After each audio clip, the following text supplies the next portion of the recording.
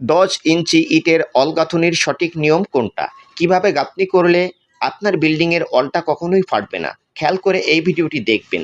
দেখে নিন এখানে যে 10 ইঞ্চির গাঁথুনি করা হচ্ছে, প্রথমত বালি ভাঙতে হবে, তারপরে প্রত্যেকটা ইট পাতাতে হবে সুতো লেভেল বরাবর এবং প্রতিটা ইটের গ্যাপ রাখতে হবে 1 আঙুল পরিমাণ এবং ওই 1 আঙুল পরিমাণ যে গ্যাপ রাখা হচ্ছে সেটা ইট বসানো শেষ হবে এবং সেখান থেকেই এই গ্যাপগুলো ভরাট করবেন বালু দিয়ে। এভাবেই গাঁথনি করবেন, আপনার বিল্ডিংয়ের অল কখনোই ফাটবে না।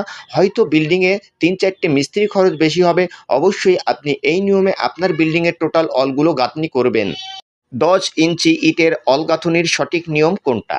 কিভাবে গাঁথনি করলে আপনার বিল্ডিংয়ের অলটা কখনোই ফাটবে না? খেয়াল করে এই ভিডিওটি দেখবেন।